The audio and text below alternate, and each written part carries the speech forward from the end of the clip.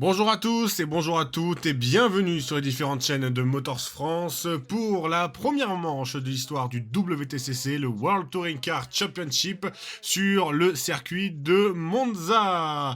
On est sur la saison 2005, la toute première saison, et on va suivre ensemble en intégralité tout ce championnat avec déjà la première ligne Dirk Müller avec Antonio Garcia, une première ligne 100% BMW.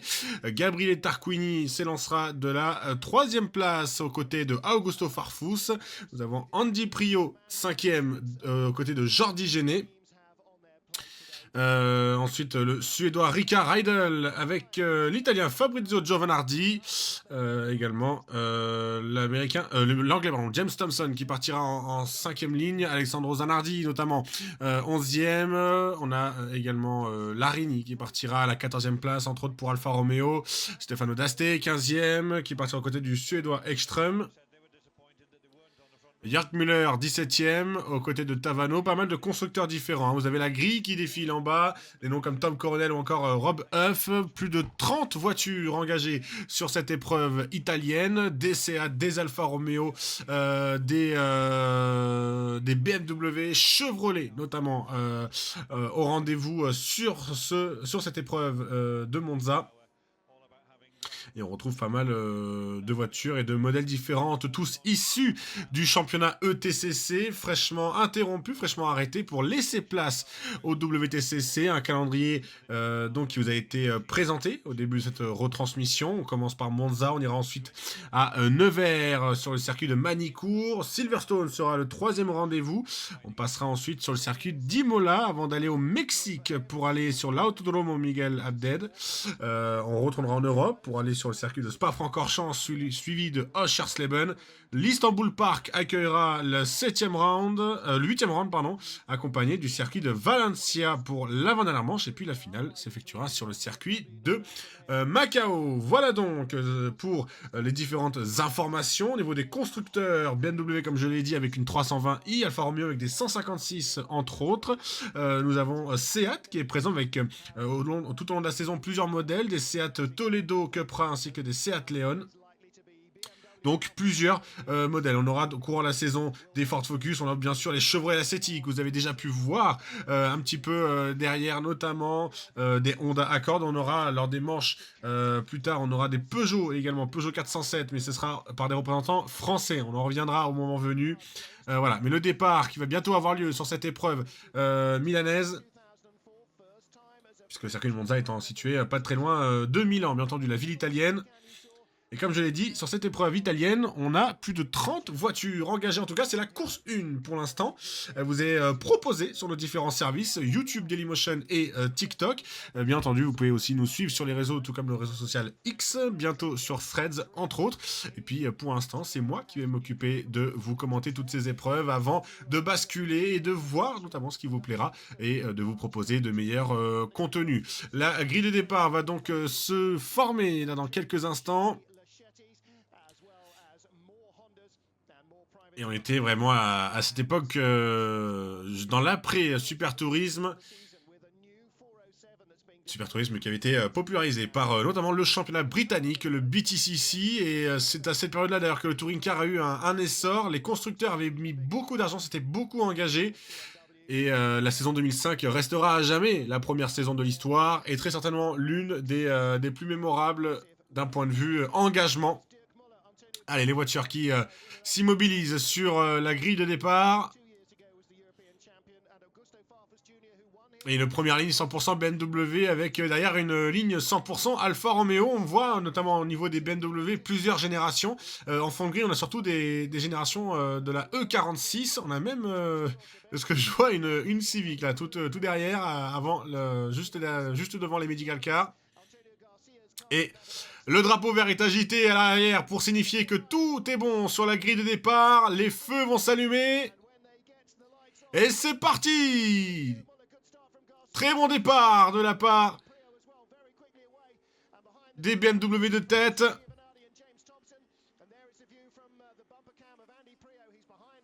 Très bon départ de la part d'Andy Prio qui va essayer de défendre sa position. Ça bloque les roues à l'intérieur. Et Gabriele Tarquini qui se fait un petit peu pousser. Ça court-circuite la chicane derrière, bien entendu. On évite au maximum d'abîmer la voiture, puisque juste derrière, on a la course 2 qui va s'enchaîner. Et les BMW ont réussi à garder l'avantage sur les deux Alfa Romeo côte à côte.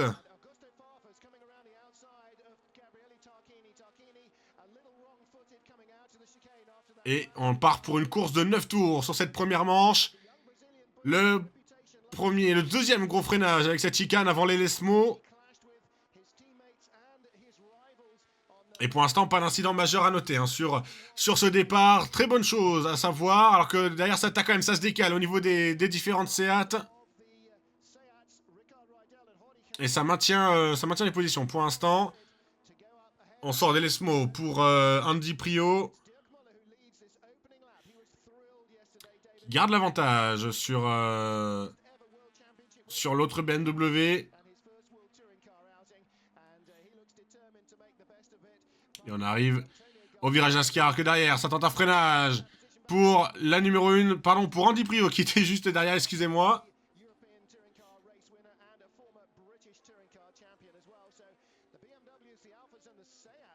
Andy Prio floqué du numéro 1. Caméra embarquée avec James Thompson. Actuellement. James Thompson qui est en bagarre avec...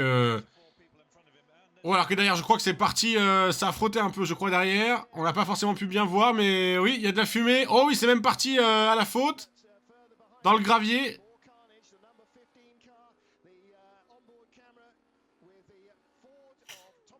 Et drapeau jaune sur le circuit. Alors, est-ce qu'on a eu un incident sur le... Ah oui, carrément les véhicules d'intervention. Ça a dû taper sur le premier freinage. Pas étonnant, au vu de ce qu'on a vu sur le départ de cette épreuve. En tout cas, on a vu la medical car avec une dépanneuse. Alors, on va revoir ce qui s'est passé avec Thompson. Est-ce que c'est pas derrière que ça s'est produit? Ah oui, en effet. Et il y a une BMW qui est partie dans le gravier. Alors, j'ai pas réussi à voir qui c'était, mais en tout cas, on a eu une belle frayeur derrière. Très mouvementé, en tout cas, pour l'instant, ce début de course.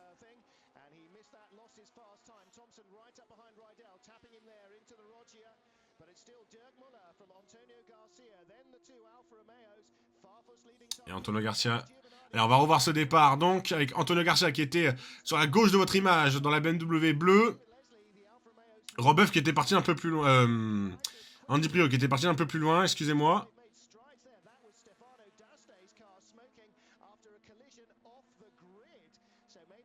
Il y avait Stefano D'Este derrière qui dégageait pas mal de fumée, hein, ce départ. Alors on voit ça a court-circuité pour certains pilotes. Et là pour l'instant, on suit toujours les aventures de James Thompson. Au volant de l'Alfa Romeo numéro 3. Qui est à la poursuite.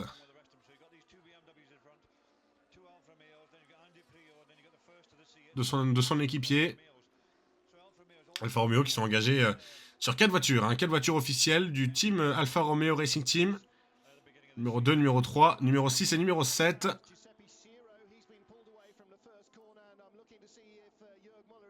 Et l'aspiration pour Antonio Garcia. Sur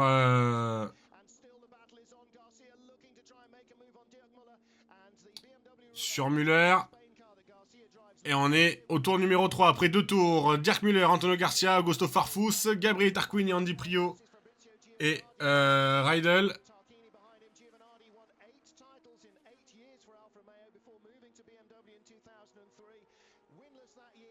On a déjà un petit gap qui va se créer devant, forcément.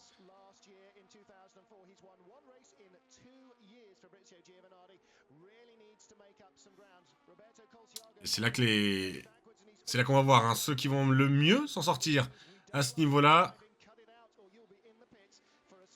Au niveau de la gestion des différentes voitures. Alors que Jörg Müller, lui par contre, est au stand. Et il y aurait sûrement un souci sur le véhicule. Alors, c'est tout stratégique, hein, bien entendu, puisque il y a 2 courses et l'objectif étant de conserver son véhicule le mieux possible pour la deuxième course. Les réparations étant limitées par rapport au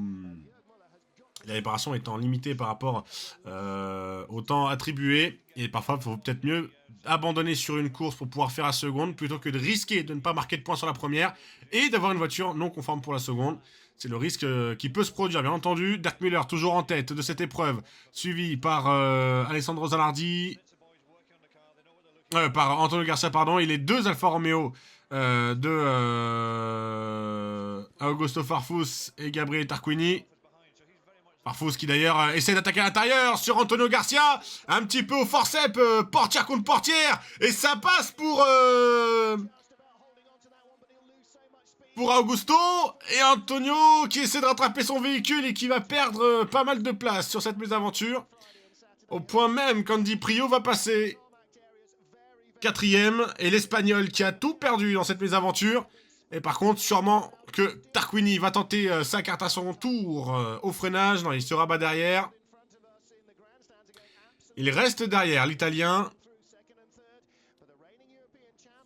Allez, on va revoir en effet l'attaque assez incroyable hein, de Augusto Farfus à l'intérieur sur Antonio Garcia. Et il l'emmène vraiment au bord de la Parabolica. À l'époque où la Parabolique était encore sous gravier et sous l'herbe. Et c'est ce qu'on appelle le touring car, hein. Ça se frotte et c'est ce qui faisait le charme de cette discipline par le passé et c'est ce qui en fait encore à ce moment-là son charme, même si aujourd'hui, avec tout l'aérodynamisme des voitures de touring car, notamment je pense à la catégorie TCR, on retrouve un peu moins ces côtés portière contre portière, mais dans des disciplines un peu moins restreintes, dont notamment le championnat de France Tourisme ou encore les différentes séries au Brésil ou en Argentine, vous retrouvez encore ce type de confrontation. En tout cas, pour l'instant, Dirk Müller a pris une belle option sur les 2 Alfa Romeo qui elles se suivent. Et puis Andy Prio est toujours à l'affût. 4ème, le pilote BMW pour le team BMW, Team UK.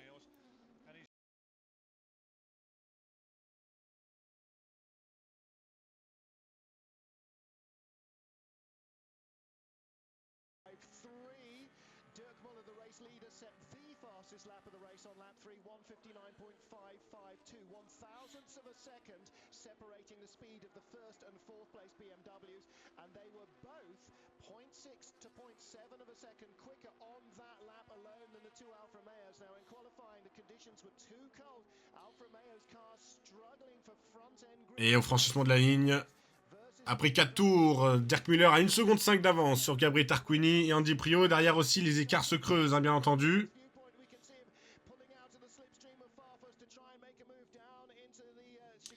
Et à l'attaque pour Gabriele Tarquini sur Augusto Farfus, et ça a passé pour le pilote italien. Gabriele Tarquini récupère donc la 2ème place de cette épreuve. Est-ce qu'il va être en mesure d'aller chercher le leader de la course, Dirk Müller?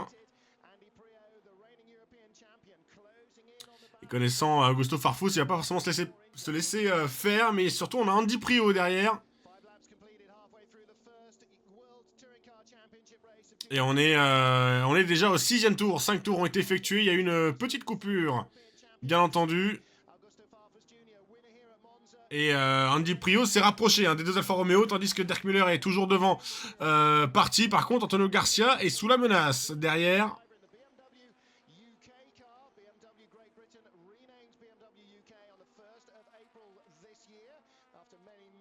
Est-ce qu'il va y aller Andy Prio sur le freinage de la chicane? Non, ça ne tente pas, bien heureusement. Il reste derrière pour le moment, Andy Prio. Il observe ce qui se passe du côté des 2 pilotes Alpha. Et notamment, plus particulièrement sur le Brésilien Augusto Farfus.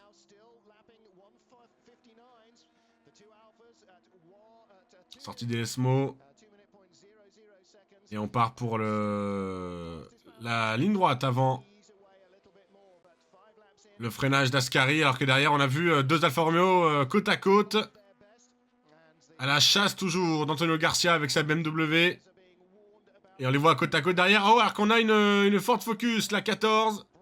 Celle de Klenke. Et qui va être contraint à l'abandon. Problème mécanique, très certainement, pour le pilote allemand.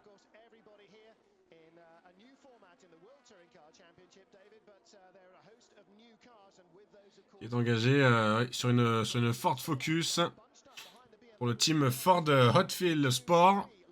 Et derrière, on voit enfin Antonio Garcia poursuivi par le pilote italien Fabrizio Giovanardi.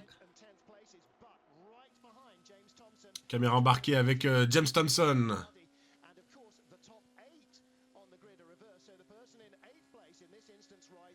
Aspiration pour le pilote britannique. Et Giovanardi qui va essayer, pourquoi pas, de doubler pilote espagnol. Que derrière, on a aussi les Seat qui se décalent. Ça se bagarre en interne du côté des Espagnols.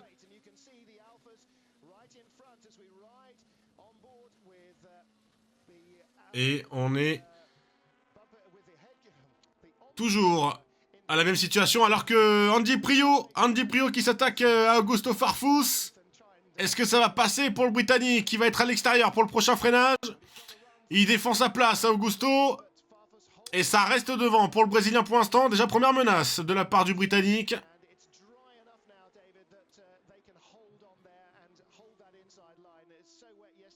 Et il reste derrière pour l'instant. Et il reste plus grand tour. Il va rester 3 tours hein, pour Andy Priault. Pour espérer passer devant. En tout cas, espérer marquer des points du podium sur cette première manche.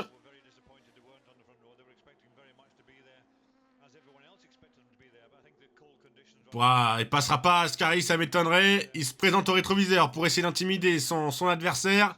Mais à mon avis, les meilleures chances de dépassement pour Andy Priault, ça serait après la parabolique sur la ligne droite des stands, au freinage de la chicane, même si les Alfa Romeo ont l'air de montrer une belle puissance en ligne droite hein, par rapport au BMW.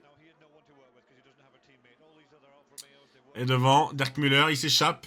Dirk Müller qui n'a plus qu'à faire sa course, bien entendu. Et Gabriele Tarquini qui peut-être finalement va pouvoir conserver sa deuxième place alors qu'on voit à l'intérieur, hein, là, toujours la Ford Focus qui est déclarée en abandon. On espère qu'il pourra prendre le départ de la deuxième course.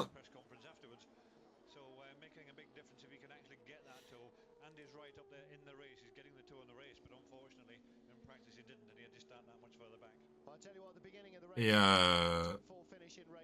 Andy Priault qui a perdu un peu de temps avant la parabolique et qui du coup n'a pas réussi à revenir sur Augusto Farfus. Alors est-ce qu'il va pouvoir lui refaire la même chose que tout à l'heure, puisque c'était après la première chicane qu'il avait réussi justement à revenir. Derrière, on a Riedel qui est en bagarre avec Jordi Gene, le Suédois face à l'Espagnol. Et par contre, l'écart avec Antonio Garcia continue de grimper. Hein. Bien entendu, 2 secondes 5 entre les deux premiers. Les Alfa Romeo, décidément, qui gênent un peu les BMW. On sent quand même que, en plus, Andy Priault a l'air d'être plus rapide que les Alfa, mais encore faut-il pouvoir dépasser, surtout sur ce tracé de Monza. Est-ce qu'il va tenter à Luis Mo 2? Ce serait incroyable. Non, il se présente encore une fois. Il essaie d'intimider son adversaire brésilien, mais il ne flanche pas pour l'instant, le pilote Alfa Romeo. Et on reste derrière à l'aspiration, mais il n'a jamais été aussi près avant Ascari. Est-ce qu'il va pouvoir tenter sur cette chicane? Ce serait osé, mais il gagnerait du temps à essayer. En tout cas, est-ce qu'il pourrait bloquer son adversaire? Non, il reste derrière Andy Priault pour l'instant. Derrière, Antonio Garcia a l'air de s'être fait un petit matelas quand même sur les 2 Alfa Romeo de Thompson et Giovanardi. Et là, on a à l'image Alain Menu dans la Chevrolet numéro 23. On bagarre avec le coéquipier de l'Espagnol Antonio Garcia, Alessandro Zanardi.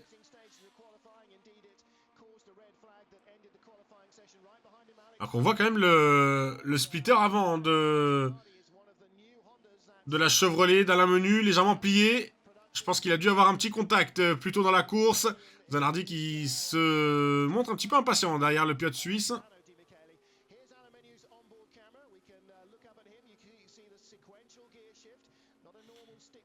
Et on voit un autre point de vue au niveau de la caméra embarquée. Alors que Andy Priault essaie encore une fois sur Augusto Farfus. Ça défend l'intérieur pour le pilote Alfa Romeo. Ça reste devant pour l'instant, mais la sortie de la chicane, attention.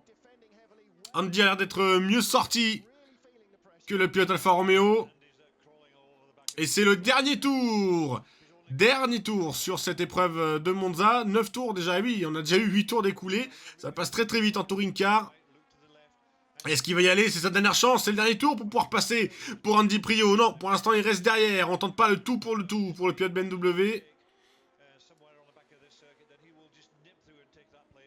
Aspiration, toujours. Sur Augusto Farfus, on entre dans les Lesmo. Est-ce qu'il va tenter au Lesmo 2? Est-ce qu'il va attendre peut-être Ascari, voir la parabolique? Il se présente encore une fois à l'intérieur. Non, ça reste derrière pour Andy Prio. Il lui reste plus beaucoup de virages, plus beaucoup de points de freinage. Et c'est au frein que ça se fera pour Andy s'il veut passer. Gabriel Tarquini quasiment assuré d'avoir sa deuxième place, sauf problème mécanique. Mais là, d'un point de vue pilotage, ça devrait être bon. Pareil pour Dirk Müller pour la victoire. Et ça reste derrière pour l'instant pour Andy Prio. Ascari, il ne restera plus qu'un seul virage derrière. Ce sera le freinage de la parabolique.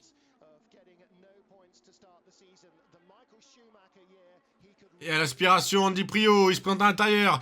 Augusto Farfus qui défend à l'intérieur. Et oui, il a raison, il sait ce qu'il a fait sur l'Espagnol. Il sait que c'est à l'intérieur que tout peut se jouer. À l'extérieur, sur Andy Prio, pour Andy Prio, ça passera pas. Est-ce qu'il va tenter de croiser? Peut-être. Pour une meilleure sortie. Mais devant, c'est la 43 de Dirk Müller qui s'impose. Victoire du pilote allemand devant Gabriel Tarquini. Et sur la ligne, non, ce sera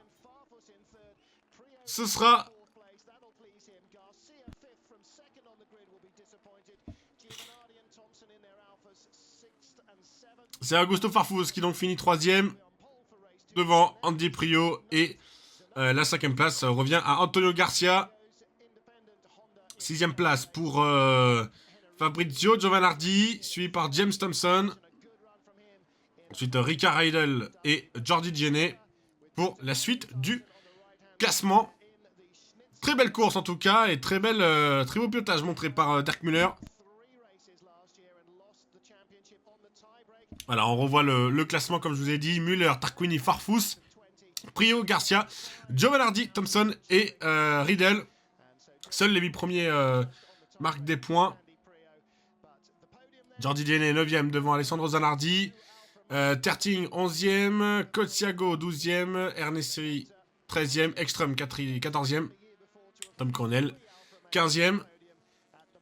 On a donc assisté à une belle première course là actuellement. Alors quelques petites erreurs de ma part, notamment avec Alain Menu, ce n'était pas avec Alessandro Zanardi qui était en bataille. Et donc, Dirk Müller est officiellement le premier vainqueur de l'histoire du WTCC. Et ça ne s'oublie pas pour le pilote allemand.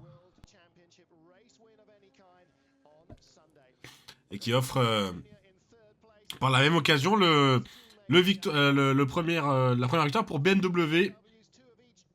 Un pilote allemand dans une voiture allemande. D'ailleurs, en 2004, à noter. C'est d'ailleurs pour cela qui porte le numéro 1. C'était Andy Prio, le champion de l'ETCC. Il était à égalité de points avec Dirk Müller. Mais voilà, ça s'est joué au nombre de victoires. Et on le voit, Dirk Müller.